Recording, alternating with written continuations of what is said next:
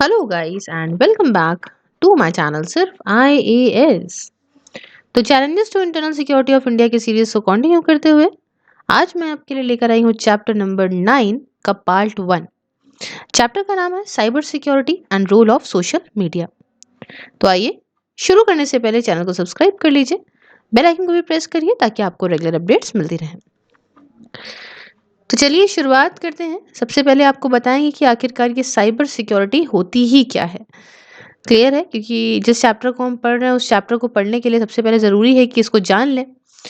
तो कई सारे लोग तो जानते ही हैं कि भाई साइबर सिक्योरिटी, आजकल इंटरनेट का ज़माना है, टेक्नोलॉजी का ज़माना है, तो इसलिए ये बहुत ज़रूरी है कि हम जो भी काम इंटरनेट पे करते हैं वो सिक्योर हो। और साइबर सिक्योरिटी भी यही होती है जब हम अपने सिस्टम्स का, मतलब अपने कंप्यूटर वगैरह का जब प्रोटेक्शन करते हैं, या अपने नेटवर्क जो यूज़ कर रहे हैं उसका प्रोटेक्शन करते हैं, या कोई भी डेटा ऐसा जो कि साइबर स्पेस से है ना रिलेटेड है, दिख नहीं रहा है लेकिन ये सब इंटरनेट के थ्रू काम हो रहा है, नेटवर्क के थ्रू काम हो रहा है, इसके प्रोटेक्शन को हम कहते हैं साइबर। और ये सिक्योरिटी दो वर्ड से मिलके बना है। तो आप इसमें करते क्या हो कि आपकी जो इन्फॉर्मेशन है ना, उसको आप कैसे ही चोरी होने से, है ना, या मतलब कोई अटैक करना कर दे, वो चुरा ना ले कोई आपके इंपॉर्टेंट इन्फॉर्मेशन को जो ऑनलाइन आपने सेव कर रखी है। तो इसको आप इस चीज़ को प्रोटेक्ट करने के लिए ये सारे जो भी मेथड यूज़ करे जाते हैं कि जिससे आपकी इन्फॉर्मेशन चुराने के लिए कोशिश करी जाती है, तो इसको आप रोकते हो। ठीक है, तो आप सिक्योर करते हो अपनी इन्फॉर्मेशन को, तो ये साइबर सिक्योरिटी के अंदर आता है। इतनी बात आपको क्लियर हो गई। तो काफ़ी मुश्किल है ये बात। क्यों मुश्किल है?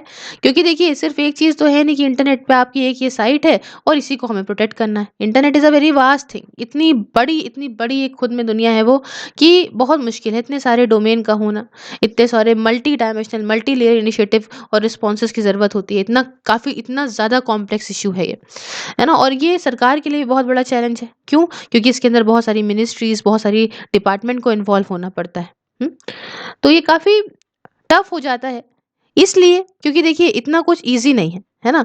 और जो खतरे भी हैं वो अलग-अलग तरह के हैं, है ना? कि आप उनको एक तरीके से नहीं ले सकते और एक तरीके से आप इनको नहीं ले सकते। देखो भई, अगर मान लो कि एक बिल्डिंग ये बनी हुई है, ठीक है? ताजमहल है, सपोज़ करो ताजमहल को खतरा है, तो हमको पता है कि ताजमहल पे कितनी दूर से, मान लो 5 किलोमीटर, 10 किलोमीटर से बम गिरा सकते हो। 10 किलोमीटर के दायरे में एक हमने जो है प्रॉपर सिक्योरिटी को लगा दिया कि भैया वहाँ से कोई बम वगैरह गिरेगा तो ताजमहल जो है हम बचा लेंगे, या ऐसा कोई बम नहीं गिरने देंगे।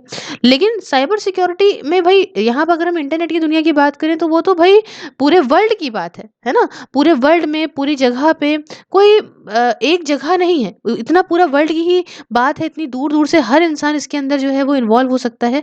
तो इसको प्रोटेक्ट करने के लिए बहुत, बहुत, बहुत बड़ा नेटवर्क आपको चाहिए, बहुत बड़े लेवल पे आपको सिक्योरिटी करनी पड़ेगी। वो आप समझ रहे हैं इस चीज़ की इम्पोर्टेंस को, है ना?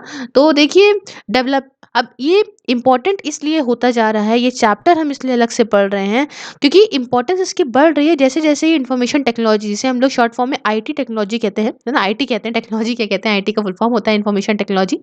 तो ये इतना ज़्यादा इसका डेवलपमेंट हो रहा है ना? और इतने सारे, भई अगर हम देखें तो कोई भी बिज़नेस है, चाहे वो आप देख लीजिए एचसीएल की जॉब्स हों या एचटी की जॉब्स हों, जितने भी, मतलब जैसे एचसीएल वगैरह हैं या विप्रो वगैरह हैं, ये सब सारी की सारी क्या करती हैं, वर्क फ्रॉम होम ही तो एक तरीके से कर सकती हैं। हर काम ऑनलाइन होता है ना, हर कंट्री के बीच में होता है। तो इतना बड़ा मामला, इतने कमर्शियल लेवल पे इसका काम हो जाता है कि ये बहुत इंपॉर्टेंट है आज की डेट में। इंटरनेट जितना इंपॉर्टेंट है उतना ही इंपॉर्टेंट है इसको सिक्योर करना। समझ रहे हैं? इन्फॉर्मेशन में इतना ज़्यादा बढ़ोतरी होना, इतनी सारी टेक्नोलॉजी बढ़ती आ रही है, इतनी तरीके की साइंटिफिक हो, चाहे एजुकेशनल मामला हो, चाहे वो कमर्शियल मामला हो, है ना? चाहे हम बिज़नेस कर रहे हैं, चाहे आजकल देखिए कोरोना के बाद तो भई एजुकेशन में भी कितना लेवल का डेवलपमेंट आया है। सरकार डेवलपमेंट कर भी रही है भई आईटी के अंदर। अब ये जो आईटी इंफ्रास्ट्रक्चर है, मतलब जो ये बच्चों, ये इन्फॉर्मेशन टेक्नोलॉजी का इंफ्रास्ट्रक्चर है, काफ़ी इम्पोर्टेंट हो गया है। क्यों? क्योंकि देखिए ये बहुत बड़े-बड़े देश के लिए भी इम्पोर्टेंट है। देश में अब जैसे कि मान लो एनर्जी की बात आ जाए, पावर ग्रिड की बात आ जाए, टेलीकम्युनिकेशन की बात आ जाए, इमरजेंसी कम्युनिकेशन सिस्टम की बात आ जाए, कोई फाइनेंशियल सिस्टम की बात आप ले लो, कोई डिफेंस सिस्टम की बात ले लो, चाहे स्पेस की ले लो, ट्रांसपोर्ट ले लो, लैंड के रिकॉर्ड ले लो। लैंड के रिकॉर्ड में तो अभी आपने देखा ना कि अगर हमें स्कीम प्रोवाइड करनी है, कोई अगर हमें स्कीम लेकर आनी है सरकार को जो कि किसानों को बेनिफिट दे, तो उनके लिए मान लीजिए लैंड रिकॉर्ड की बहुत ज़रूरत है ना? तो अब लैंड रिकॉर्ड भी अब पेपर वर्क पेपर में रखोगे तो उसमें घपला हो सकता है ना? कोई भी भाई नाटक हो सकता है उसके अंदर कि भाई झूठे रिकॉर्ड्स हो जाएँ या कुछ भी प्रेज़ेंट हो जाए जिससे स्कीम का गलत फ़ायदा उठ सके। लेकिन ये सब चीज़ें भई ऑनलाइन रखी जाने लग गई हैं। तो लैंड रिकॉर्ड्स हो गए, पब्लिक एसेंशियल सर्विसेज़ हो गई, यूटिलिटीज़ हो गई या लॉ एनफोर्समेंट या सिक्योरिटी या एयर ट्रैफ़िक हो और ऐसी बहुत सारी चीज़ें। तो अब आप देख सकते हो कि सारा का सारा जो ये काम है ये पूरी तरीके से डेटा पे डिपेंड करता है ना?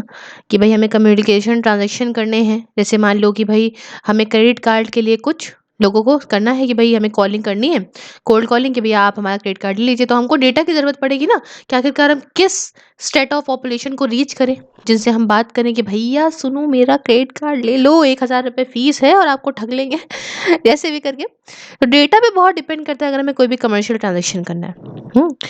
और इसलिए हम जो काम कर रहे हैं वो स्टेबल रहे, इधर-उधर मतलब भई उसमें कुछ इनस्टेबिलिटी ना आए, सिक्योर रहे, है ना? तो बहुत ज़रूरी है कि इन्फॉर्मेशन स्ट्रक्चर जो है वो भी सिक्योर रहे, क्योंकि ये पैसे का गेम है और पैसे का गेम मतलब हो गया इकोनॉमी हमारे कंट्री की। तो इकोनॉमिक सिक्योरिटी अगर आपको अपनी कंट्री की मज़बूत रखनी है, तो इसका मतलब साफ कहता है कि डेटा को आपको प्रोटेक्ट करके रखना है। तो ये सारी कुछ कहानी है। अब ये टेलीकम्युनिकेशन इतना देखिए बढ़ रहा है, इसका इंफ्रास्ट्रक्चर इतना बढ़ रहा है, जहाँ जिसको देखो उसके हाथ में मोबाइल है, पेटीएम से लेके आप जीपे तक के लिए कुछ भी देख लीजिए, सब आप ऑनलाइन। अब अगर आप खुद भी देखिए, मैं पर्सनली बताऊँ, मेरे पास कैश शायद ही कभी रहता हो। हर चीज़ ऑनलाइन हम करते हैं, है ना? तो इतना जो वायरलेस कनेक्टिविटी बढ़ गई है इंडिविजुअल कंप्यूटर्स को के अंदर, आप देखते हैं अब पहले वाई-फाई बहुत बड़ी बात हुआ करती थी। किसी बराबर के पड़ोसी से बाद में बातें निकाल के डिकोड करके उसका पासवर्ड चुरा के कोई यूज़ करा करता था वाई-फाई। आजकल वाई-फाई आम है, हर घर में आपको देखने को मिलता होगा। और अब ये जो वायरलेस कनेक्टिविटी है इंडिविजुअल कंप्यूटर्स की, नेटवर्क की, तो इससे क्या हो क्या रहा है, ये जो पहले की वो था ना भई कि एक फिज़िकल चीज़ें थी वो एकदम ही खत्म हो गई, है ना? और इस वजह से कहाँ से क्या कनेक्ट है, कैसे क्या हो रहा है, ये सब चीज़ें बहुत ही अब टफ हो गई, काफ़ी कॉम्प्लेक्स स्ट्रक्चर है ना? तो कनेक्टिविटी वगैरह आप कह लो या आप कंप्यूटर बेस्ड सिस्टम की एक्सेसिबिलिटी कह लो, जैसे आप भई उसका यूज़ करते हो, ये बहुत ज़्यादा क्रिटिकल होते जा रहे हैं और हमारी कंट्री की इकोनॉमी के लिए रिस्क भी हैं, अगर सपोज़ करिए इसका प्रोटेक्शन सही से नहीं होता है तो। खैर ये कुछ कहानी रही, अब कहानी को आगे बढ़ाते हुए बात करेंगे यहाँ पे हम कि भई साइबर सिक्योरिटी में आएँगे और साइबर थ्रेट्स के बारे में जानेंगे, है ना? कि आखिरकार ये साइबर थ्रेट्स क्या होते हैं? तो देखिए, साइबर को खतरा, साइबर थ्रेट्स, ये जो पहले सिंपल हैकिंग होती थी ना, खाली नॉर्मली कि भई किसी ने फेसबुक आईडी हैक कर ली या जीमेल हैक कर लिया, है ना? या ईमेल आपका अकाउंट हैक कर लिया। तो ये सब पहले हुआ करती थी। तो उसको भी इसके अंदर लेकर आएँगे, तो ये सिंपल हैकिंग से लेके एक बहुत बड़ी वॉर, अगर स्टेट के अगेंस्ट आप बिल्कुल ऐसा कुछ प्लान कर रहे हो कि वो इसमें पूरी-पूरी कंट्री को खतरा है। हुँ? तो यहाँ तक एक सिंपल हैकिंग से लेके प्रॉपर वॉर अगेंस्ट स्टेट तक, ये सारा का साइबर थ्रेट्स में आता है। और इस साइबर थ्रेट्स को आप 2 कैटेगरीज़ में यहाँ पे डिवाइड कर सकते हो, क्लासिफ़ाई कर सकते हो। पहली कैटेगरी कहती है साइबर क्राइम की। तो साइबर क्राइम जो होता है, वो होता है इंडिविजुअल्स या कॉर्पोरेट वगैरह के अगेंस्ट। समझिए, गौर से समझिएगा। यहाँ आप देख सकते हैं ये है साइबर क्राइम लिखा हुआ है। तो ये किसके अगेंस्ट होता है? इंडिविजुअल्स के अगेंस्ट या कोई कंपनी वगैरह है ना? इसके अगेंस्ट होता है। और दूसरा जो होता है वो होता है साइबर वॉरफेयर। ठीक है? तो जो साइबर वॉरफेयर यहाँ आप पढ़ सकते हैं स्क्रीन के ऊपर, तो ये होता है एक स्टेट के अगेंस्ट, ये कंट्री के अगेंस्ट कर रही है ऐसा कुछ। तो चीज़ों को हम यहाँ पे समझेंगे और साइबर क्राइम से चीज़ों को समझेंगे। तो साइबर क्राइम समझिए यहाँ पे सबसे क्या होता है, जब हम इस साइबर स्पेस का यूज़ करते हैं, जैसे कि हमने कंप्यूटर का यूज़ करा, हमने इंटरनेट का यूज़ करा, हमने अपने मोबाइल सेल फोन का यूज़ करा या कोई भी ऐसे टेक्निकल डिवाइस का यूज़ करा, जिससे हमने भाई एक इंडिविजुअल ने या एक पूरे ऑर्गेनाइज ग्रुप ने कोई क्राइम करा, कोई गुनाह करा, इसे हम बोलेंगे साइबर क्राइम। क्लियर है? और जो साइबर अटैकर्स होते हैं बहुत सारे तरीके की इनको खतरा होता है साइबर स्पेस में, है ना? ये साइबर क्राइम वगैरह ये करते रहते हैं। ये देखते हैं कि आखिरकार जो सॉफ्टवेयर आप यूज़ कर रहे हो उसके अंदर क्या कमज़ोरी है, क्या लूप होल्स हैं सॉफ्टवेयर के अंदर या हार्डवेयर की डिज़ाइन के अंदर क्या है, कैसे हम इसके अंदर घुस सकते हैं और आपका डेटा चुरा सकते हैं मैलवेयर के थ्रू। ये हम बचपन से सुनते आ रहे हैं, मैलवेयर वाला वर्ड जो है MALVARE, कंप्यूटर में हमने पढ़ा होगा, अभी हम जानते हैं इसमें। तो डॉस अटैक्स होते हैं, इनको काफ़ी यूज़ करा जाता है ना? कि भई कुछ वेबसाइट्स वगैरह को टारगेट कर लिया, उस वेबसाइट को हैक कर लिया, है ना? हैकिंग काफ़ी आसान तरीका है, हैकिंग तो आप देखते हैं पिक्चरों में भी अब आ गया है और आपको अच्छे से पता होगा कि जैसे कोई भाई कंप्यूटर है, काफ़ी प्रोटेक्टेड कंप्यूटर सिस्टम्स हैं, उसको हैक कर लिया, है ना? और उनकी फिर उनका जो काम हो रहा है, उनकी जो फंक्शनिंग है, उसमें इंटरफेयर करना शुरू कर दिया, है ना? अब ये चीज़ें समझिए जो स्कोप और नेचर है इन सारे थ्रेट्स का, इन सारे खतरों का या वल्नरेबिलिटीज़ का जो भी खतरा है, ये बढ़ता जा रहा है। हर हर दिन बढ़ता जा रहा है, हर वक़्त बढ़ता जा रहा है क्योंकि टेक्नोलॉजी बढ़ती जा रही है। तो अब हम यहाँ पे समझेंगे, देखिए साइबर क्राइम जो है वो भी 2 के अंदर डिवाइडेड है, ठीक है? एक है crime that target computer directly, ऐसा क्राइम जो कंप्यूटर को डायरेक्टली टारगेट करता है। और दूसरा वो क्राइम जो कि फैसिलिटेट करा जाता है कंप्यूटर नेटवर्क के द्वारा या ऐसे कोई डिवाइस के द्वारा। और उसका मेन टारगेट क्या होता है कि वो independent of the computer network device, the primary target of which is independent of a computer network or device. आप समझिए, यहाँ पे हम दोनों को आपको एक्सप्लेन करेंगे अच्छे से। देखिए, यहाँ पे जो क्राइम जो कि इसके अंदर साइबर क्राइम के अंदर जो पहला है वो कहता है crime that target computer directly. तो समझ में आ रहा होगा कि हमने कंप्यूटर में वायरस डाल दिया किसी के, तो कंप्यूटर डायरेक्टली अफेक्ट कर गया इसके अंदर। क्लियर है? दूसरी बात अगर हम यहाँ पे देख लें तो हम क्या कर सकते हैं? डीओएस का फुल फॉर्म जानते हैं? Denial of service. ये क्या होता है कि इसमें जो मशीन है या नेटवर्क जो भी आप यूज़ कर रहे हैं, वो अनअवेलेबल हो जाएगा उस इंसान को जो इंसान उसको यूज़ कर रहा है। सपोज़ आप यूज़ कर रहे हैं तो आपके लिए अनअवेलेबल हो जाएगा, मतलब टेम्परेरी या कुछ वक़्त के लिए, हमको पता नहीं है, सस्पेंड हो जाएँगी सारी सर्विसेज़, है ना? जो भी आप यूज़ कर रहे हैं। तो पहला ये, दूसरा ये हो गया डिनायल ऑफ सर्विस, आपको सर्विस करने से मना दे दिया गया। तीसरा होता है जो अभी मैं आपको बता रही थी मैलवेयर के बारे में। मैलवेयर का मतलब होता है मैलिशियस कोड। हुँ, ये क्या है? ये एक ऐसा सॉफ्टवेयर है जिसको यूज़ करा जाता है कि कोई कंप्यूटर में जो काम हो रहा है उस पे रोक लगाने के लिए, है ना? और उससे क्या होता है कि सामने वाला जो अटैक करता है ऐसा, वो आपकी इन्फॉर्मेशन, सेंसिटिव इन्फॉर्मेशन पा जाता है या आपके कंप्यूटर जो आपका प्राइवेट सिस्टम है उसका एक्सेस पा लेगा। अब ये कैसे पा लेगा?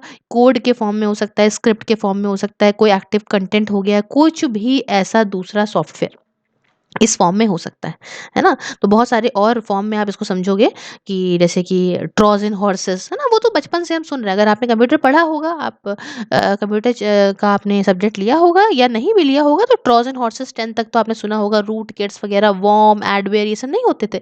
ये सब इसके अंदर आते हैं। तो ये आप समझे इतनी बात को कि साइबर क्राइम के अंदर जो पहला वाला है जो डायरेक्ट टारगेट करता है कंप्यूटर को, उसके अंदर 3 आते हैं, वो हमने बात कर ली। अब दूसरा जो साइबर क्राइम के अंदर आता है वो क्या है? Crimes facilitated by computer networks or devices, the primary target of which is independent of the computer network or device. ये क्या है देखिए। अब देखिए, इसके अंदर बहुत सारे फॉर्म्स हो सकते हैं, बहुत सारे तरीकों का हो सकता है। जैसे कि पहला ये कि इकोनॉमिक फ्रॉड कोई कर दे, पैसे को लेके कोई फ्रॉड कर दे जिससे इकोनॉमी, जो हमारी कंट्री की, जो हमारी जो अर्थव्यवस्था है, हमारा जो इकोनॉमी है वो हिल जाए, है ना? जैसे मान लो, कैसे ऐसा हो सकता है कि बैंकिंग ट्रांजैक्शन पे कोई अटैक कर दे, जितने बैंकिंग ट्रांजैक्शन हो रहे हैं तो खतरा है कि नहीं है पैसे को, या पैसे निकाल ले फ्रॉड के थ्रू। भैया आपको फ़ोन करे, यार यूपीआई पिन बताइएगा भाई साहब ज़रा, आपने कहा अरे 1793, लो भैया उसने निकाल लिया, इधर आपने बोला उधर सब गायब। या क्रेडिट या डेबिट कार्ड का डेटा चुरा ले, तभी तो हर कंपनी कहती है ना कि भाई सीवीवी ना बताएं और ओटीपी ना बताएं, एक्सेट्रा एक्सेट्रा। या आप कैसे हो कि भाई ऐसा कुछ भी आपका चुरा लिया। उसके बाद कोई वेबसाइट या कोई सर्विस, है ना, डेटा ऑल्ट्रेशन करके डेटा डिस्ट्रॉय कर दिया उस वेबसाइट का, या पोर्नोग्राफी फैला दी, है ना? बहुत सारे ऐसे यूट्यूब चैनल्स में अक्सर क्या हो जाता है कि भाई कोई अगर बदला ले रहा है, कुछ कर रहा है ना? बड़े बड़े चैनल्स में भी ऐसा कुछ हो जाता है कि भाई हैक कर लिया, फिर भाई उसमें पॉर्न वगैरह डाल दी, तो उससे भाई खत्म हो जाता है चैनल। तो ऐसा कुछ होती है चीज़ें। या कॉपीराइट इन्फ्रिंजमेंट हो गया, भई उसके बाद क्या हो गया कि भई साइबर स्टॉकिंग हो गया, है ना? तो भई ऐसा बहुत सारी चीज़ें हैं, है ना? कि भई उनकी भई जो छोटे-छोटे बच्चे होते हैं उनके लिए भई उनकी लड़कियों-वड़कियों की उल्टी-सीधी वीडियो, उल्टे-सीधे फ़ोटोज़ वग़ैरह डाल दिए उनकी रेपुटेशन को ख़राब करने के लिए। या मतलब ऐसे धमकी भरे, डराने वाले ईमेल्स भेजने लगे। या आप ऐसे कह सकते हैं कि भई राइट टू प्राइवेसी को कोई आपकी जो पर्सनल एक राइट है, भई आपकी जो प्राइवेसी है उसको कोई हर्ट कर रहा है। या सोशल मीडिया का ऐसा यूज़ करा जा रहा है जिससे कम्युनल टेंशन्स या ऐसा कुछ राइट्स वगैरह फैलाए हैं ना कि भैया ये देखिए, आपने देखा होगा पोस्ट वगैरह कुछ बड़े भड़काऊ से पोस्ट होते हैं, ऐसा कुछ करना। कुछ ऐसा कुछ ऐसा कुछ भड़काऊ मटेरियल डाल देना जिसकी वजह से हेट क्राइम बढ़ता हो, है ना? या जैसे इवन हमारे जो पूर्व प्रधानमंत्री रहे हैं मनमोहन सिंह जी, उन्होंने भी कहा था कि देखिए सोशल मीडिया का बहुत खतरनाक यूज़ हो सकता है कम्युनल सेंटिमेंट्स को और फैलाने में। है ना? तो भई ये हो सकता है, क्यों नहीं हो सकता है भई? आपने देखा होगा हिंदू मुस्लिम बहुत ज़्यादा हो जाता है इसमें, है ना? या इन्फॉर्मेशन वॉरफेयर या कोई फ़िशिंग स्कैम्स वग़ैरह हो गए। अभी हम इस बारे में बात करेंगे फ़िशिंग स्कैम्स वग़ैरह क्या होते हैं। अब इतना आप समझ गए कि साइबर क्राइम के अंदर ये दोनों चीज़ें क्या हैं और अच्छे से मैंने आपको समझा दिया। अब बात आती है कुछ की टर्म्स के बारे में साइबर अटैक के। साइबर अटैक जब होता है तो उसके कुछ भई उसके अंदर कुछ टर्म्स वग़ैरह आते हैं जिसको हम यूज़ करते हैं। किस-किस तरह के साइबर अटैक्स होते हैं, ऐसे हम कुछ बातों को जानेंगे। तो सबसे पहले यहाँ समझिएगा फ़िशिंग, PHISHING तो फ़िशिंग आप बोलोगे। ये एक ऐसा तरीका है जिससे आप इन्फॉर्मेशन सामने वाला निकाल सकता है, जैसे कि यूज़र नेम निकाल लिया, पासवर्ड निकाल लिया, कोई क्रेडिट कार्ड की डिटेल निकाल ली, है ना? कभी-कभी जो है पैसा-वैसा भी निकाल लेते हैं क्रेडिट कार्ड से। तो भई कैसे ऐसा कर सकते हो कि भई देखो ऐसा आप वो सामने वाला आपको ऐसे दिखाएगा कि वो बहुत ही ज़्यादा ट्रस्टवर्दी इंसान है। अभी मैं आपको अभी का एक केस बताती हूँ, बड़ा ही ज़्यादा वो था कि भई हमारे भाई ने क्रेडिट कार्ड खरीदा। हुँ, तो उसमें क्या होता है कि अ उनका कुछ डेट ऑफ बर्थ का प्रॉब्लम था, तो उन्होंने मुझसे कहा कि "अनु ज़रा आप इसको चलवा दो।" तो मैंने डेट ऑफ बर्थ वगैरह डाली उनकी, पैन कार्ड नंबर वगैरह जो ऑनलाइन आपका जो रिकॉर्डेड कॉल्स होती हैं, इनकी जो कॉल जो ऑथेंटिक होती हैं, उसपे मैंने डाला भला। तो उसने कहा कि नहीं ये डेट ऑफ बर्थ गलत है, ऐसा-वैसा करके चलिए कार्ड नहीं चला। कुछ वक़्त के बाद की बात है, उनके पास एक कॉल आती है, तो वो कहती है लड़की कि सर वो आपका कार्ड नहीं चल रहा है, पैन कार्ड नंबर वग़ैरह एकदम सही से बताती है। तो उन्होंने कहा हाँ, नहीं चल रहा है। तो उसे कहती है कि भई मैं ओटीपी आपको भेज रही हूँ और ओटीपी उसने वर्ड यूज़ नहीं करा, कहती है मैं एक सीरीज़ आपको भेज रही हूँ, उस सीरीज़ के नंबर ज़रा बता दीजिएगा मुझे। अब इन्होंने देखा ओटीपी आ रहा है लगातार, तो इन्होंने कहा नहीं मेरे पास तो कोई मैसेज नहीं आ रहा है। वो चिढ़ने लग गई, कहती है कि अरे! क्यों नंबर नहीं आ रहा है? आप देख नहीं रहे हैं, आप गौर से नहीं देख रहे हैं और मैं बैंक से बात कर रही हूँ, ऐसा-वैसा। तो ऐसा बहुत ही ऑथेंटिक पर्सन बन के, बहुत ट्रस्टवर्दी एंटिटी बन के ये लोग आते हैं सामने और ऐसे दिखाते हैं कि जैसे कि भई हम आपके बहुत ही ज़्यादा करीब हैं और आपका भला चाहते हैं, आपसे इन्फॉर्मेशन लेके आपको कुछ बेनिफिट देना चाहते हैं और ऐसे आप अपनी इन्फॉर्मेशन दे देंगे और आपके साथ हो जाएगा धोखा।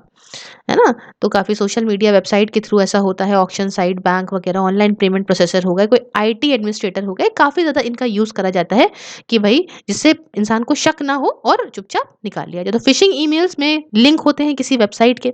अब देखो ऐसा कभी-कभी क्या होता है कि आपको एक कुछ ईमेल आता होगा, उसमें लिखा होता होगा 1 करोड़ रुपए जीतिए, है ना? तो 1 करोड़ रुपए आपने इनाम जीता है, बस नीचे वाले लिंक पे क्लिक करिए और अपना डेटा भरिए।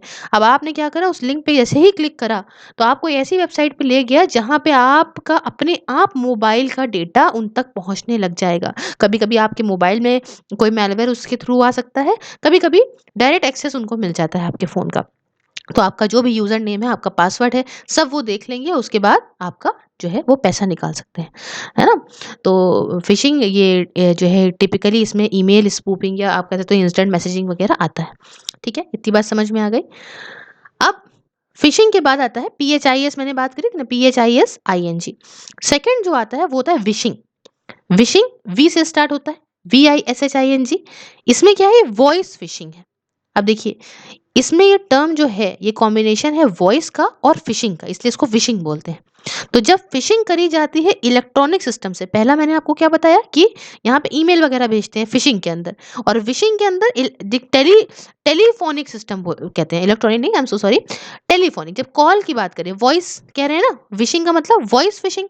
तो यही आपसे जब फोन करके बात करेंगे तो यहाँ पे इसको विशिंग कहेंगे, टेलीफोनिक सिस्टम से कहेंगे तो। ठीक है? उसके बाद आता है तीसरा, आता है टैब नैपिंग। अब टैब नैपिंग क्या है? ये काफ़ी बढ़िया, ये फ़िशिंग का ही फ़ॉर्म है लेकिन बड़ी लेटेस्ट टेक्नोलॉजी है। है ना? अब इसमें क्या करते हैं, जैसे आप जो ब्राउज़िंग वगैरह करते हो, मल्टीपल टैब्स खोल देते हो, इसका फ़ायदा उठाया जाता है ना? ये धीमे-धीमे क्या अब देखा है आपने कि कभी आप कोई भी सॉफ्टवेयर वगैरह अगर इंस्टॉल कर रहे हो अपने लैपटॉप में, तो आप देखते होंगे कि एक जगह पे डाउनलोड जो सॉफ्टवेयर ओरिजिनल सॉफ्टवेयर डाउनलोड होगा, वो नीचे लिखा रहेगा, लेकिन अगल-बगल बड़ी जगह पे डाउनलोड, डाउनलोड, डाउनलोड लिख कर आता है ना? तो अक्सर लोगों को समझ में नहीं आता, वो उसी को डाउनलोड जो है वो क्लिक कर देते हैं और वो आपको एक किसी दूसरी साइट पे उठा के ले जाएगा। अब वो साइट हो सकता है कि अफेक्टेड हो, इन्फेक्टेड साइट हो, जो आपको सीधा-सीधा क्या हो कि आप सीधा आपका मोबाइल या आपका लैपटॉप वो लोग एक्सेस कर लें। तो ये टेक्नीक में क्या होता है, ये एक ऑपरेट करती है reverse to most phishing techniques, है ना? क्योंकि ये जो है डायरेक्टली ऐसा कुछ यूज़र का फ्रॉडलेंट साइट पे नहीं लेके जाती, बस फिशर्स लोड करते हैं फेक पेजेस को, है ना? एक ओपन टैब होता है, जैसे खूब सारे आपके टैब्स ऊपर खुले हुए हैं, तो उसके अंदर एक भई वो खुद ही जो है इस तरीके से फेक पेज वगैरह को लोड कर देंगे ओपन टैब में। तो ऐसा कुछ ऐसा होता है ना, आपने देखा होगा एक अलग सी साइट खुल जाएगी, आप कहेंगे अरे ये कहाँ से खुल गई, हम तो कुछ और खोल रहे थे। तो ये सब एक उसी का ही पार्ट है। टैब नैपिंग, इसको नैबिंग इसको बोलते हैं, ठीक है? नैपिंग तो सुना हो गया, NABBING। उसके बाद आता है व्हेलिंग, ठीक है? व्हेल होती है ना बड़ी वाली मछली, तो व्हेलिंग ले लीजिए। तो व्हेलिंग में क्या होता है, कई सारे अभी ये फिशिंग अटैक्स हुए हैं, है ना? ये इस तरीके से हुए हैं कि भई एक ये डायरेक्टेड हैं स्पेसिफिकली एट सीनियर एग्जीक्यूटिव या कोई दूसरे हाई प्रोफाइल टारगेट हुए हैं बिजनेस के अंदर ही।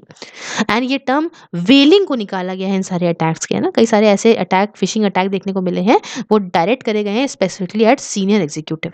तो ये आ जाता है वेलिंग के अंदर। उसके बाद एक बड़ा फेमस है रैनसमवेयर। इसमें क्या है, सुनने में क्या है, एक रैनसम अमाउंट चाहिए। तो यहाँ पे क्या होता क्या है कि सारा इंफॉर्मेशन, सारा डेटा कंप्यूटर का इसको हैक कर लेते हैं और बदले में रैनसम, समझ गए ना, कि बदले में हैकर कहेगा लाओ भैया पैसा लाओ, पैसा माँगेगा, एक्सेस माँगेगा, है ना? ये भई जो है यहाँ कहेगा हमको इतना पैसा दो तब हम तुमको तुम्हारा डेटा वापस लौटाएँगे। अगर पैसा नहीं दोगे तो डेटा को हम हमेशा के लिए डिलीट कर देंगे। समझ रहे हैं? तो ऐसे में कुछ इसका वायरस है, बड़ा ही अच्छा आपको अभी समझ में आएगा। एक तो पेटिया वायरस है, दूसरा है वानाक्राई वायरस। तो वानाक्राई जो है ये यूपीएससी के अंदर पूछा गया था अभी सवाल पिछले 2 सालों में, 2 सालों में नहीं मतलब पिछले के पिछले साल। और कि भई ये क्या है? ये रैनसमवेयर है, क्या है, क्या नहीं है? तो वानाक्राई वायरस इसी का पार्ट है। उसके बाद आता है स्पूफिंग, SPOOFING, स्पूफिंग। ये क्या होता है भाई, देखो समझो। तो स्पूफिंग अटैक की ऐसी सिचुएशन है जिसमें एक इंसान या एक प्रोग्राम सक्सेसफुली जो है वो मैस्करेड करता है as another by falsifying data and thereby gaining an illegitimate advantage। अब यहाँ समझिए मतलब क्या है चीज़ों का। मैस्करेड का मतलब होता है फॉल्स शो, दिखाना, गलत दिखाना।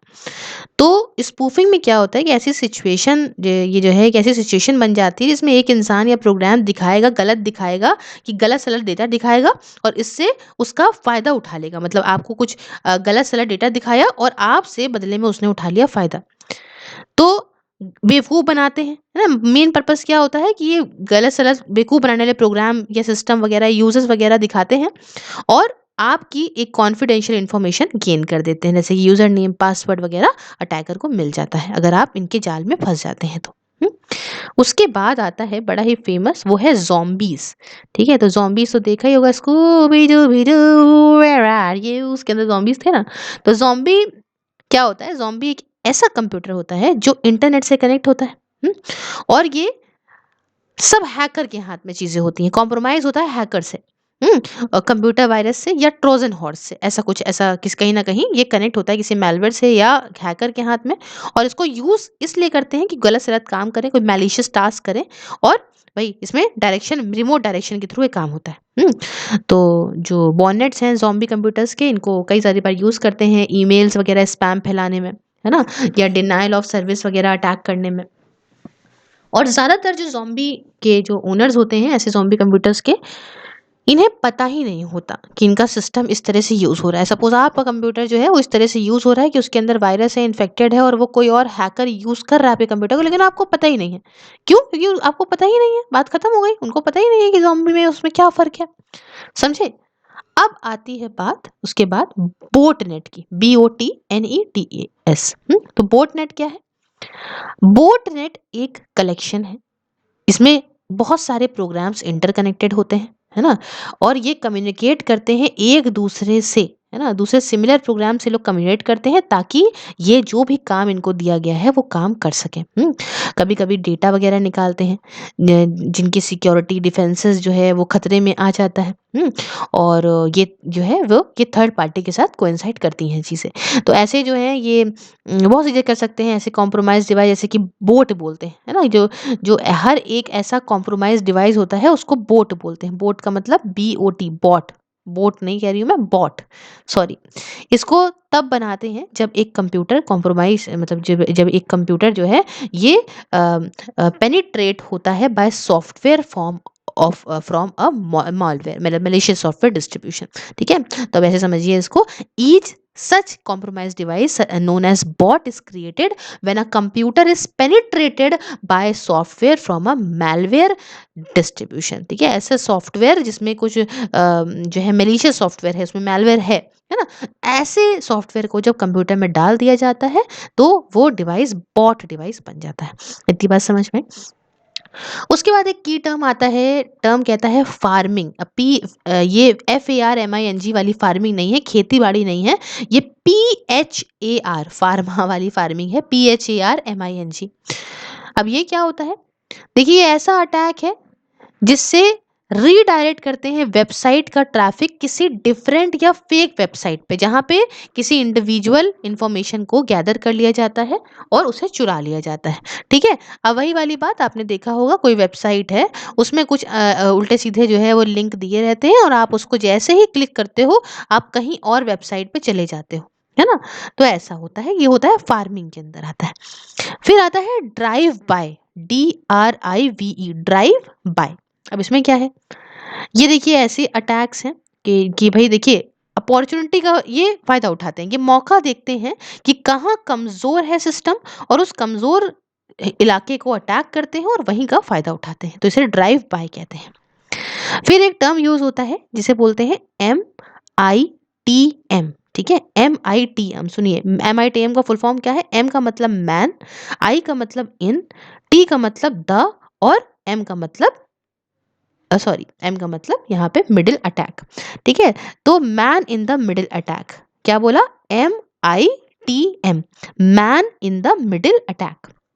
अभी क्या है? ये कैसा अटैक है जहां पे जो मिडिल मैन होता है, जो बिचौलिया होता है, वो इम्पर्सोनेट करता है हर एक एंड पॉइंट को, और इसलिए दोनों ही जो विक्टिम हैं उनको यही मैनिपुलेट करता है। तो देखिए इसके अंदर क्या होता क्या है कि जैसे भाई man in the middle attack में एक बीच का आदमी है, ठीक है, वो अपने आप को ऐसा दिखा रहा है ना, एक दूसरे इंसान की तरह एंटरटेनमेंट या फ्रॉड के लिए ऐसा कुछ ऐसा कर रहा है ना। फ्रॉड, स्पेशली हम फ्रॉड की बात करें तो फ्रॉड की बात करेंगे ना, प्रिटेंड करता है to be another for fraud, है ना? तो ऐसा एक काम करता है और इससे क्या करेगा, दोनों ही जो भी विक्टिम्स होंगे उनको ये मैनिपुलेट कर लेगा और यहाँ फायदा उठा लेगा। और आखिरी में जो आता है वो बड़ा फेमस है, वो है स्पैम, जो कि आपकी बहुत सारी ईमेल में भी स्पैम एक फ़ोल्डर बन भी जाता है, जिसको वो स्पैम रीड कर लेती है। तो बहुत सारे बड़े लेवल पे ईमेल्स डाले जाते हैं कमर्शियल पर्पज़ के लिए, है ना?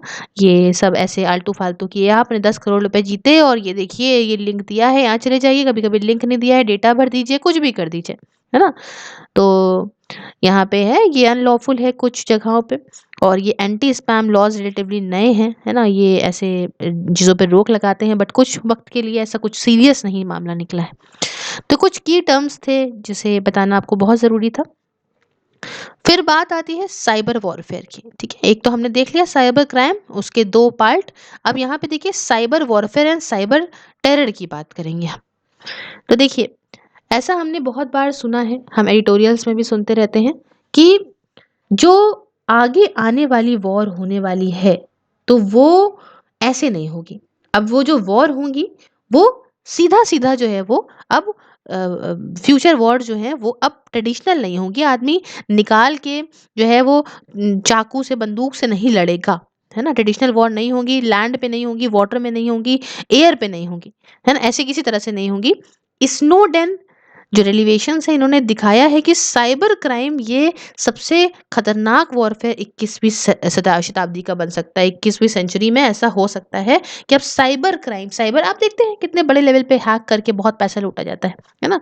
तो कोई ऐसी डेफिनेशन तो नहीं है साइबर वॉरफेयर की, बट ऐसा होता है, देखिए जब कोई भी स्टेट वो स्टार्टिंग करती है, इंटरनेट का यूज़ करती है ना? और इंटरनेट में क्या है कि कोई दिख तो रहा नहीं है, कोई गुंडे तो जा नहीं रहे, ना कोई पुलिस जा रही है लड़ने के लिए, ना कोई आर्मी जा रही है लड़ने के लिए, तो इनविजिबल हो गया, है ना? तो इंटरनेट का ऐसा यूज़ करेगी और उससे भई स्टेट पॉलिसी ऐसा यूज़ करेगी कि भई देखिए, यहाँ पे दूसरे नेशन के खिलाफ वो गड़बड़-सड़बड़ चीज़ें कर सके। तो इसको यहाँ पे हम साइबर वॉर कहेंगे, बेसिकली इंटरनेट का यूज़ करके एक कंट्री दूसरे कंट्री को जो यहाँ पे बर्बाद करना चाहती है। जैसे इन्फॉर्मेशन वगैरह निकाल ली दूसरे कंट्री की, समझ रहे हो आप?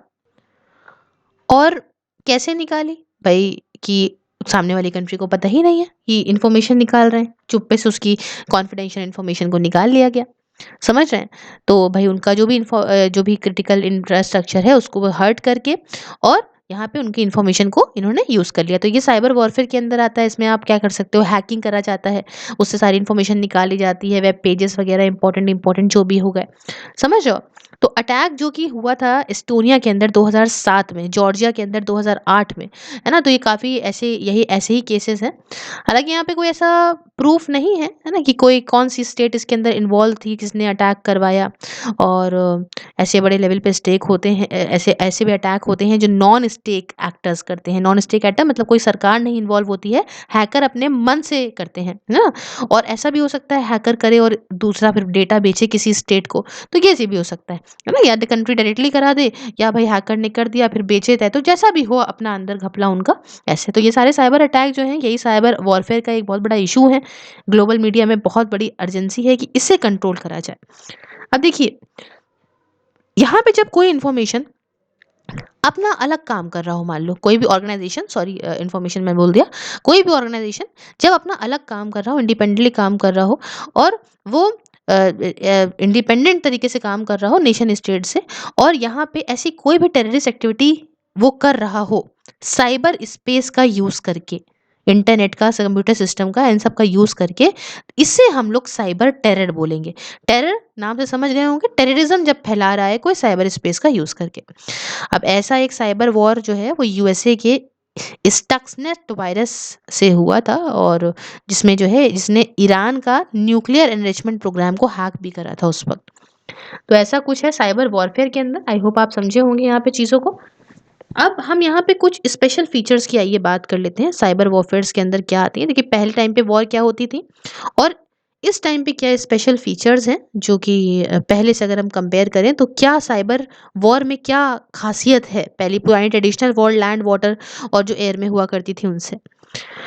तो पहला सबसे पहले समझिए तो यही है कि इंडिपेंडेंट थिएटर ऑफ वॉर।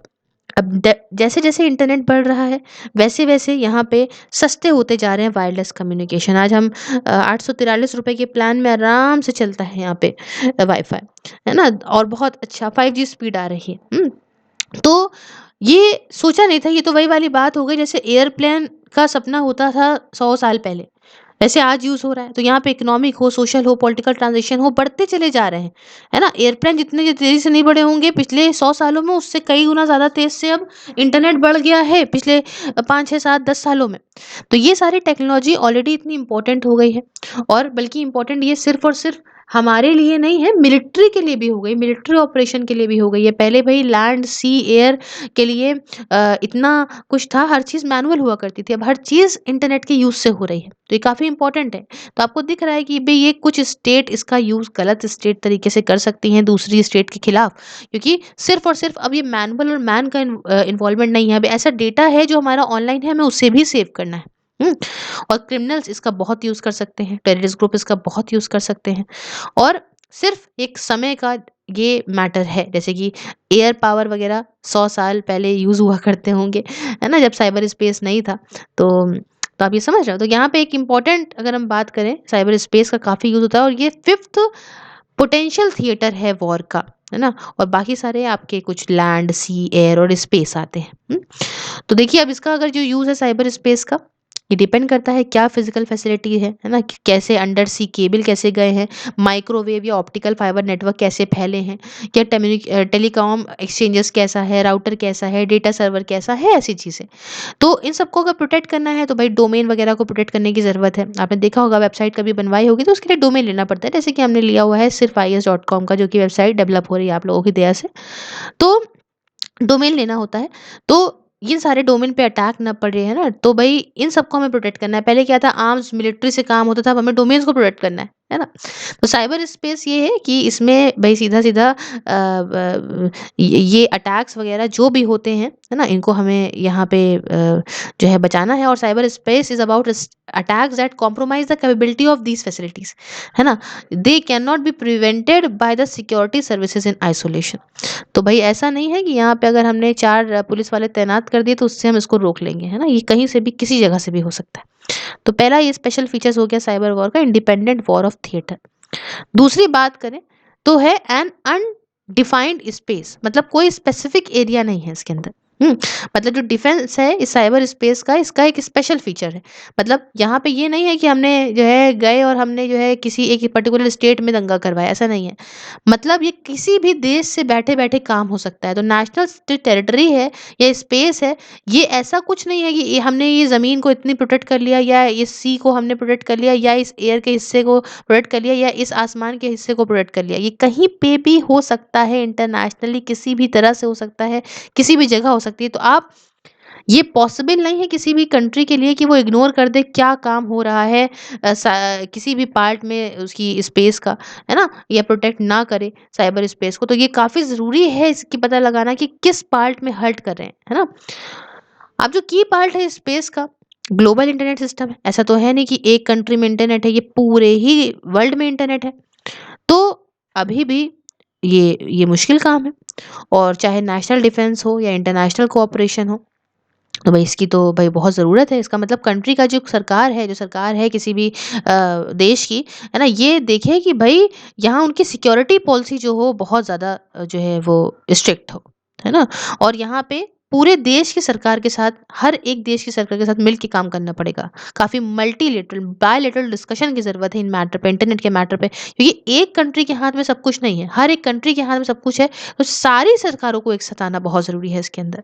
चाहे वो ह्यूमन राइट्स की बात हो, है ना? इंफॉर्मेशन फ्रीडम से रिलेटेड, या टेलीकॉम गवर्नेंस की बात हो, ट्रेड नेगोशिएशन की बात हो, या कोई सर्विस की बात हो, तो सबका आना, मल्टीपल जो है डायमेंशंस इसको देखना, और मल्टीलेटरल और बायलेटरल डिस्कशंस की बहुत ज़रूरत है ना? तो ये आता है कुछ स्पेशल फीचर। फिर जो तीसरा आता है वो आता है इसके अंदर, स्पेशल फीचर के अंदर, डिस्गाइज अटैकर्स। अब देखिए एक और फीचर है साइबर स्पेस का, वो ऐसा चीज़ जो कॉम्प्लिकेट करती है डिज़ाइन सिक्योरिटी स्ट्रक्चर की या पॉलिसी की। अगर आप देखो पुराने दूसरे जो थिएटर्स हुआ करते थे लैंड वगैरह उससे, तो साइबर स्पेस में क्या होता है, ये काफ़ी आसान होता है किसी भी अटैकर के लिए कि वो प्रॉपर तरीके से ट्रैक कर सकता है, या टारगेट जो है उसमें बेवकूफ़ आपको बना सकता है। हुँ? आपको ऐसा लगेगा कि ये अटैक यहाँ से हो रहा है ना? लेकिन वो ऐसा VPN वगैरह का ऐसा कुछ हैकिंग का यूज़ करेगा कि वो बैठा यहाँ होगा लेकिन दिखा देगा यहाँ से हो रहा है। अब देखो, अगर आर्मी आ रही होगी, दिख रही होगी यहाँ से आ रही है, कितना ही बेवकूफ़ बना लेगी। लेकिन ये कहीं पे भी किसी भी कंट्री से बैठे किसी और को दिखा देंगे कि इन्होंने यहाँ पे अटैक करा है, लेकिन कर ये रहे होंगे। तो काफ़ी डिफ़िकल्ट होता है आइडेंटिफ़ाई करना कि भई आखिरकार क्या है, क्या नहीं है, और भई डर का माहौल बनाना, है ना? किसको डराएँ? और आखिरी में इसका जो फीचर है वो है नो कॉन्टैक्ट वॉर। देखो सामने से तो लड़ते नहीं हो, और सारा घाटा हो जाता है। मतलब यहाँ पे सोशल डिस्टेंसिंग का पालन होता है, यहाँ पे कोई फिजिकल बात नहीं है, या काइनेटिक एक्शन नहीं है, कोई बॉर्डर से लड़ता हुआ नहीं आ रहा है, गोली से चाकू से नहीं मार रहा है। ये ऐसी जगह पे हो रहा है जो आपका घाटा भी हुआ जा रहा है और आपको पता भी नहीं है, आप उससे मिले भी नहीं हैं। तो ऐसा कह रहे हैं कि बाद में जो भाई फ्यूचर में जो वर्ल्ड वॉर होगी वो साइबर वॉर में होगी, और पुराने तरीकों की नहीं होगी कि टेररिस्ट आ रहे हैं बॉर्डर के अंदर या एयर से, है ना? तो इतनी बात है जो इसके अंदर कुछ आता है स्पेशल फीचर्स। फिर आते हैं ये जो बहुत ही कुछ लड़कों को बहुत ज़्यादा सुना होगा आपने, डार्क वेब के बारे में एक्सप्लोर करना चाहते हैं ये वो। बिटकॉइन आपने बड़ा सुना होगा, और ये बिटकॉइन और डार्क वेब किस तरीके से लिंक होते हैं टेरर फाइनेंसिंग से, ये समझिएगा। अब जैसे कि हम सब जानते हैं बिटकॉइन एक क्रिप्टो करेंसी है, लाखों की है लेकिन हमारे हाथ में कुछ नहीं, सब ऑनलाइन इंटरनेट के थ्रू होता है। एक ब्लॉकचेन टेक्नोलॉजी का यूज होता है इसके अंदर। तो क्रिप्टो करेंसी है मतलब इलेक्ट्रॉनिक कैश है, पैसा है भी और हाथ में भी नहीं है। हम्म और ऐसी है डिसेंट्रलाइज्ड डिजिटल करेंसी, मतलब इसमें कोई सेंट्रल बैंक या कोई एक इंसान इसका सिंगल एडमिनिस्ट्रेटर नहीं है, कोई एक इंसान इसको एडमिनिस्ट्रेट नहीं कर सकता, है ना। यूज करने के लिए ये सेंड कर सकती है फ्रॉम यूजर टू यूजर या peer to peer, bitcoin network होता है और इसमें कोई भी बिचौलिया की, कोई भी इंटरमीडिएटरी की जरूरत नहीं होती है। अब देखिए, ये तो हमको पता ही है, काफी फेमस रहा है बिटकॉइन की सारी चीजें। अब जो देखिए ट्रांजैक्शंस होते हैं, ये वेरीफाई होते हैं नेटवर्क नोड्स के द्वारा, है ना। अब ये क्रिप्टोग्राफी के थ्रू ऐसा होता है और इसको यहाँ पे रिकॉर्ड करा जाता है इन ट्रांजैक्शन को एक पब्लिक डिस्ट्रीब्यूटेड लेजर के अंदर, और इसी लेजर को हम बोलते हैं ब्लॉक चेन। क्या बोलते हैं इसको? Block chain. इतनी बात समझ में आई। अब आप कहेंगे कि बिटकॉइन मैम इन्वेंट किसने करा था? काफी कुछ सुना होगा बिटकॉइन के बारे में, तो काफी लोग नॉलेज होगी उनको। बिटकॉइन को इन्वेंट करने वाला एक अननोन इंसान है, या आप कह सकते हो ग्रुप ने भी करा होगा। ऐसे ग्रुप लोगों ने जिन्होंने यूज करा था नेम संतोषी नाका, संतोषी कह रही हूँ सतोशी नाकामोतो का। सतोशी नाकामोतो का, भगवान आ जाते हैं ना बात बात में। तो नाम किया इनका, उन्होंने यूज किया था सतोशी नाकामोतो का, और रिलीज करा था एक ओपन सोर्स सॉफ्टवेयर 2009 के अंदर। बिटकॉइन को बाद में बनाया गया एक रिवॉल्ट के तौर पे कि हम भाई for the process known as mining, है ना। तो रिवॉल्ट के तौर पे इसको बनाया गया था। इनको एक्सचेंज कराया सकता था दूसरी करेंसीज के बदले, प्रोडक्ट्स के बदले या सर्विसेज के बदले, मतलब इनको दीजिए और बदले में आप दूसरी करेंसी ले लीजिए, प्रोडक्ट ले लीजिए, सर्विसेज ले लीजिए। अब रिसर्च करी गई फिर बाद में यूनिवर्सिटी ऑफ कैम्ब्रिज के द्वारा, है ना। इन्होंने रिसर्च करी और इन्होंने पाया कि 2017 में यहाँ पे 2.9 से लेके 5.8 मिलियन यूनिक यूजर इसके पाए गए जो क्रिप्टो करेंसी वॉलेट का यूज कर रहे थे, और ज्यादातर इसमें बिटकॉइन का यूज हो रहा था। तो समझिए बिटकॉइन एक क्रिप्टो करेंसी है। क्लियर है? वैसे बहुत सारे आते हैं, बहुत सारे में बाद में, और ये तो फेमस बहुत ज़्यादा हो गया, बहुत सारे ऐसे पैसे जो है फेमस हैं, है ना। ये बहुत सारे और क्रिप्टो करेंसीज भी चली थी उस टाइम पे, 2017 में तो काफ़ी फेमस रहा था। तो बिटकॉइन देखिए जो ऐसी चीज़ है जो एक इंसान अर्न नहीं कर सकता, फिजिकली उसको छू नहीं सकता, है ना। ये स्टार्टिंग में अच्छे इंटेंशन के लिए बनाई गई थी, बाद में इसका टेररिस्ट वगैरह काफ़ी यूज़ करने लग गए थे, है ना। पूरे वर्ल्ड में यूज़ करने लग गए थे गलत सलत अपने काम को अंजाम देने के लिए। बिटकॉइन समझ गए। अब डार्क वेब बता देते हैं। तो डार्क वेब आप कह सकते हो कि ऐसा वेब जो कि एक जो दिख रही है ना चीजें, वो सरफेस के नीचे है, ऐसे समझ लो, अंधेरा अंदर है गहराइयों में, है ना। आप सोचो एक आइसबर्ग है, ठीक है, समुद्र में देखा है ना आइसबर्ग होता है, तो जितना ऊपर से दिख रहा होता है उससे कई गुना नीचे होता है, ऐसे देखा है ना आपने। जैसा आपको दिखता है ऊपर ट्विटर के, फेसबुक के, यूट्यूब के, कोई भी सर्फिंग वेबसाइट के, जीमेल वगैरह के, तो ये ऊपर ऊपर का आपको दिख रहा है, आपको अंदर का नहीं दिख रहा। ये काफी आसानी से एक्सेसिबल है, बट ये पूरी तरीके से but is not the entire chunk of internet. यही सिर्फ नहीं है। आप क्या सोचते हो कि इंटरनेट में ट्विटर है, फेसबुक है, यूट्यूब है, सर्फिंग वेबसाइट है, जीमेल है, बस इंटरनेट में कुछ नहीं है? ये पूरा इंटरनेट इतना बड़ा है, इसके अंदर इतनी चीजें हैं जो आपको दिखती ही नहीं है। क्यों? क्योंकि एक हिडन आईपी एड्रेस होता है। यहाँ पे लोग होते हैं जो चाहते हैं कि भाई ईमेल वगैरह को हैक कर लो, अकाउंट्स वगैरह को हैक करो, इनकी एक्टिविटीज काफी मुश्किल होती हैं ट्रैक करना इंटरनेट के ऊपर, समझ रहे हैं, ये ऐसा काम होता है। तो प्लानिंग हुई थी 9/11 में, जिसमें कुछ $5 लाख जो है इंक्लूड था एक पायलट ट्रेनिंग के अंदर, बट डैमेज जो हुआ था वो 3 से 5 ट्रिलियन डॉलर का हो गया था। हार्ड कैश ऑलमोस्ट एक ऐसी चीज होती है, the hard cash is almost a thing of past in the virtual world, है ना। And government are still trying to formulate and create legislation to govern this area. आज भी सरकार चाह रही है कि इस डार्क वेब वाले एरिया को कैसे गवर्न करें, कैसे लॉ लेकर आए कि हम इसके थ्रू जो भी लॉस हो रहा है उसे रोक लगा सकें। तो आपने ये सुना होगा, बहुत ही फेमस है, FATF, financial action task force. ये क्या है? ये एक इंटर गवर्नमेंटल ऑर्गेनाइजेशन है, कई सारी सरकारों को मिलकर बनाया हुआ ऑर्गेनाइजेशन है, और ये काफ़ी जो है इसने सेट आउट करी है, काफ़ी क्लियर गाइडलाइंस हैं फाइनेंशियल इंडस्ट्री के लिए कि किस तरीके से आप अपनी करेंसी को मूव करेंगे इधर से उधर ताकि आप सेफली कर पाएं। अब उसके बाद आता है यहाँ पे एक स्नोडेन रेलिवेशंस। अब जानते हैं ये क्या है। देखिए, एडवर्ड जोसेफ स्नोडेन, ये कौन थे? ये एक अमेरिका के कंप्यूटर प्रोफेशनल थे और ये पहले सेंट्रल इंटेलिजेंस एजेंसी के एम्प्लॉय भी थे, फॉर्मर एम्प्लॉय थे और फॉर्मर कॉन्ट्रैक्टर भी थे नेशनल सिक्योरिटी एजेंसी के, मतलब एनएसए के। अब इन्होंने क्या करा, ये भाई कैसे इन्होंने अपने नाम बहुत चीज़ें करी, कैसे इनको फ़ायदा मिला, कैसे लाइमलाइट में आए, क्योंकि आया हुआ क्या था, इन्होंने बहुत सारे सोशल मीडिया आउटलेट्स को डिस्क्लोज़ किया था। हज़ारों जो है कि वो जो है थाउज़ेंड्स ऑफ क्लासिफाइड डॉक्यूमेंट्स भई इन्होंने रखे हैं, इन्होंने डिस्क्लोज़ किया to several media outlets thousands of classified documents. अब देखिए इसमें क्या था, Snowden release of classified material has been described as the most significant leak in the US history। इन्होंने बहुत सारी चीज़ों को सेवरल मीडिया आउटलेट्स में डिस्क्लोज कर दिया था, बहुत सारे डॉक्यूमेंट्स को। और ये कह सकते हो स्नोडेन का जो एक क्लासिफाइड मटेरियल का रिलीज था इनके द्वारा जो किया गया था, कि सबसे ज़्यादा इंपॉर्टेंट लीक मानी जाती है यूएस की हिस्ट्री के अंदर, इतिहास के अंदर। यूएस का डिपार्टमेंट ऑफ जस्टिस ने स्नोडेन को चार्ज किया था विद स्पॉइनेज। क्यों भाई? स्पॉइलेज का मतलब होता है कि जब आप कोई ऐसा सीक्रेट इन्फॉर्मेशन या कॉन्फिडेंशियल इन्फॉर्मेशन ले सकते हो और सामने वाले को पता ना हो कि आप उसकी इन्फॉर्मेशन ऐसी सीक्रेट ले रहे हो, तो है ना।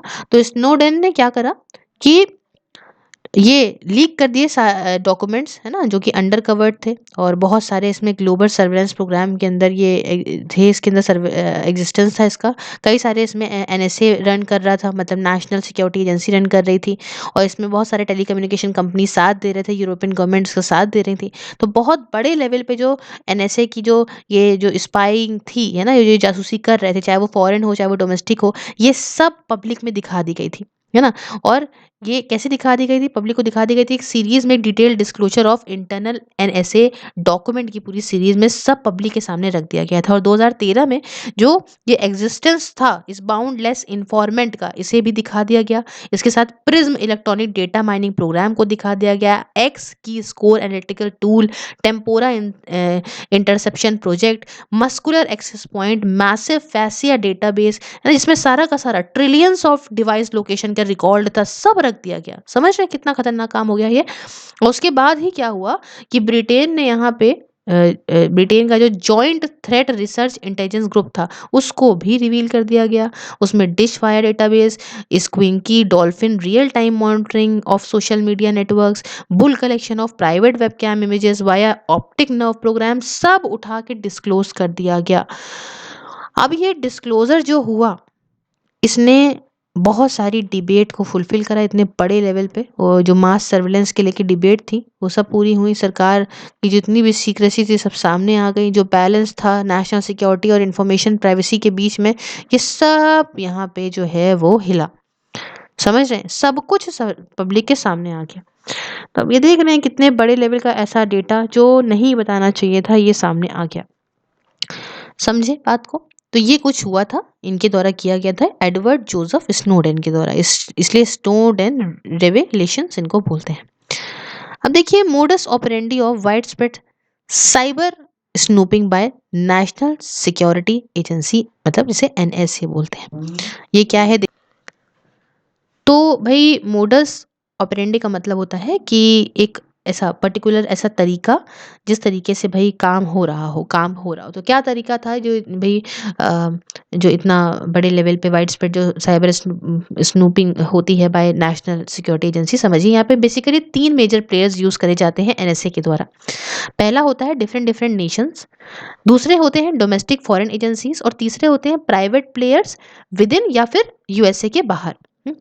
अब डेटा कैसे कलेक्ट होता है ये समझिए। तो डेटा कलेक्ट होता है टेली ऑपरेटर्स के द्वारा, है ना, ग्लोबल ऑप्टिक फाइबर नेटवर्क के थ्रू, या जो सर्वर वगैरह है यूएस बेस्ड इंटरनेट जाइंट जैसे कि गूगल या माइक्रोसॉफ्ट डेटा काफ़ी कलेक्ट कर लेते हैं, या हार्डवेयर मैन्युफैक्चर जैसे कि सिस्को या जूनिपर हो गया, बहुत बड़े लेवल पे जो मेलवेयर ऑपरेशंस वगैरह, फायरवॉल वगैरह भी होते हैं, या बहुत जैसे कि मतलब वाईफाई हो गया, जीएसएम सीडीएमए जो पहले चलता था ना, छोटा सा फोन होता था उसके अंदर सीडीएमए सिम लगता था, वो टेक्नोलॉजी हो गई, जीएसएम चलती थी। सैटेलाइट सिग्नल्स हो गए, है ना, जिसका जो है वो अलायंस था ऑस्ट्रेलिया के साथ, न्यूजीलैंड के साथ, साउथ अफ्रीका के साथ। कई सारे टैब्स को यूज करते थे, जो कि अंडर सी केबल्स के अंदर साउथ अमेरिका में लगे थे, नॉर्थ ऑफ अफ्रीका में थे, इंडियन ओशन में थे। साथ ही साथ इंटरनेशनल पेमेंट्स को ये लोग काफ़ी मॉनिटर करते थे, बैंकिंग ट्रांजेक्शन को मॉनिटर करते थे, फिर साथ में साथ iPhones, blackberry, Android operating system सब कुछ इसके थ्रू ये डेटा निकालते थे। अब यहाँ देखिए vulnerability of Indian cyber space. क्या खतरा है हमारे देश के, हमारे इंडिया के साइबर स्पेस का? समझिए, डॉक्यूमेंट्स वगैरह जो भी लीक करे गए थे, स्नोडेन ने ये दिखाया कि जो ज़्यादातर जो एनएसए का सर्विलेंस है वो इंडिया के ऊपर फोकस करता है। इंडिया की क्या डोमेस्टिक पॉलिटिक्स चल रही है, इंडिया की क्या स्ट्रैटेजी है, इंडिया के क्या कमर्शियल इंटरेस्ट है, क्या फ़ायदा चाहता है, तो इंडिया के बारे में ही बता रहा है। तो इससे क्या पता चलता है कि इंडिया के जो प्रोटेक्शन है डेटा का वो तो बहुत कम है। क्यों? देखो, समझो बात को। किसी ने कुछ छुपा के रखा था, किसी ने उठा के उस पूरे डेटा को पब्लिक के सामने रख दिया। अब उसमें कुछ तो चलो ये हुआ, नुकसान हुआ कि हाँ भाई बाकी हैकर्स को पता चल गया ये वो, लेकिन कुछ ये भी तो हुआ कि क्या इतना सारा डेटा इनके पास है हर एक कंट्री का, तो ये भी तो पब्लिक को रिवील हुआ ना। तो यहाँ ये रिवील हुआ कि ज्यादातर डेटा जो है वो इंडिया के चीजों का है। और जो यूनाइटेड स्टेट्स है इसका सबसे ज़्यादा इन्फ्लुएंस जो है वो है साइबर स्पेस को डेवलप करने में, by virtue of the fact कि ज़्यादातर जो इनिशियल इंफ्रास्ट्रक्चर है या यूज़ है किसी से, ये वो उस कंट्री के आसपास घूम रहा है। और ये काफ़ी ज़्यादा चाहता है कि भाई ये भाई हमारी कंट्री का जो डेटा है उसका यूज़ करे। क्योंकि यहाँ पे रीज़न बेसिकली क्या है कि इतनी सारी है जनता, और जितनी ज़्यादा जनता उतना फ़ायदा। अगर सही का कमर्शियल आपने काम यहाँ कर दिया या आपने सही से जनता को मैनिपुलेट करके अपनी तरफ बुला लिया, तो आईफ़ोन यूज़र्स देख रहे हो कितने ज़्यादा हो गए इंडिया के अंदर, क्योंकि लोग ज़्यादा हैं। तो ये जो यूएस है, ये भई ऐसी पोज़ीशन में आ गया कि इसने भई अपने आप को इतना बड़ा दिखा ज़रूर रहा था, लेकिन यहाँ पे हम देख रहे हैं कि भई वो हमारे ऊपर बहुत ज़्यादा नज़र रखे हुए है, जो उसे नहीं करनी चाहिए। इस तरह से तो वो हमारे देश को कंट्रोल कर लेगा। समझ रहे हैं बात को? अच्छा ख़ैर, ये तो बात हुई, ये इंडिया की वल्नरेबिलिटी, ज़्यादातर डेटा था इंडिया का ही, तो भई इंडिया का इतना मतलब जो डेटा है वो कितना ज़्यादा ब प्रोटेक्ट क्यों नहीं है जो वहाँ तक पहुँच गया। अब ये जो स्नोडेन का जो रेवलेशंस हुए थे, ये जो रिवील करा था इन्होंने, रेवलेशंस जो इन्होंने किए थे, इसका क्या इम्पैक्ट पड़ा वो जानते हैं। इससे एक रास्ता बना इंटरनेट गवर्नेंस एरा का, कि इंटरनेट को भी अब गवर्न करना है। और माइक्रोसॉफ्ट ने रिसेंटली लॉन्च करा है एक फॉरेन कस्टमर्स, सॉरी, माइक्रोसॉफ्ट ने रिसेंटली अलाउ करा है फॉरेन कस्टमर्स को कि ये अपना पर्सनल डेटा अपने सर्वर पे अमेरिका के बाहर जो है वो स्टोर कर सकते हैं। Microsoft recently allowed foreign customers to have their personal data stored on servers outside America. और इस वजह से जो कॉन्सिक्वेंस था स्नोडेन के, जो लीक इन्होंने करा था, वो ये रहा कि कंट्रीज और कंपनीज जो है इन्होंने अपने बॉर्डर्स और यहाँ पे जो है वो बढ़ाए, है ना, साइबर स्पेस के लेके। उसके बाद ये जो इतना भाई खतरनाक थे, काफी शॉकिंग थे, झटका लगाने वाले रिलेशंस थे इन सरकार के, जो इतना बड़े लेवल पे मॉनिटर कर रही है ये पूरे ग्लोबली, है ना।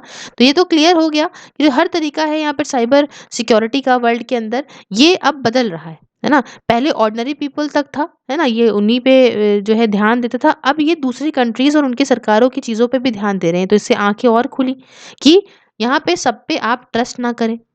तीसरी बात, कुछ एक्सपर्ट ने ये भी माना कि जो टेक्निकल डिटेल्स थी डॉक्यूमेंट्स के अंदर, है ना, जो कि लीक करी गई स्नोडेन के द्वारा, इसकी वजह से सिक्योरिटी की जो सिचुएशन थी वेस्टर्न कंट्रीज की वो काफ़ी कमज़ोर हो गई। और जो सिक्योरिटी थी यूएस की, यूके की खासकर, इन्होंने ये फ़ील करा कि जो भी ये लीक हुई है, ये एक तरीके से टेररिस्ट को फ़ायदा मिल गया, है ना, कि ये अब सारा डेटा पा गए हैं और ये अपने हिसाब से यहाँ पे अटैक वगैरह कर सकते हैं।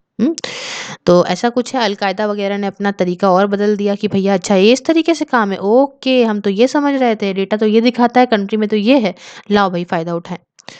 और सबसे बड़ा, वन ऑफ द बिगेस्ट जो इम्पैक्ट इस स्नोडेन के रिविलेशंस का पड़ा, ये था कि world had on the world is that his leaks have led to an acceleration of cyber arms race around the world। तो अब इससे क्या हुआ कि इसकी जो साइबर आर्म की जो बहाग हो रही थी पूरे वर्ल्ड की कंट्रीज में, वो और ज़्यादा तेज़ हो गई। अब लोगों के बारे में लोगों को ज़्यादा अपने राइट और टू प्राइवेसी का ज़्यादा जानकारी थी। लोग काफ़ी ज़्यादा कॉन्शियस हो गए थे। इवन बराक ओबामा जो कि पुराने प्रेसिडेंट रहे थे यूएसए के, इन्होंने भी इन सारे कोइंसाइड किया था दैट ये सारे जो लीक्स हैं इसकी वजह से पैशन या भाई एक नई डिबेट को जो है जन्म मिला है अमेरिकन स्नूपिंग को लेके। तो ये सारी बातें, तो अब काफ़ी बड़ा हो गया ये लेक्चर, यहीं तक रखते हैं। Or if you like the video, share it with your friends, subscribe your channel Sirf IS. If you want to join my channel, you can press the join button and support me in my work also and get the various perks. And if you want to follow me on Facebook, you can like the page by the name of Sirf IS, and you can watch these videos there also. Other links like Twitter, Instagram, and Telegram all are in the description box. You can follow me any of them. Thank you so much for discussion. Please share your views in the comment box. Have a wonderful day ahead. Take care.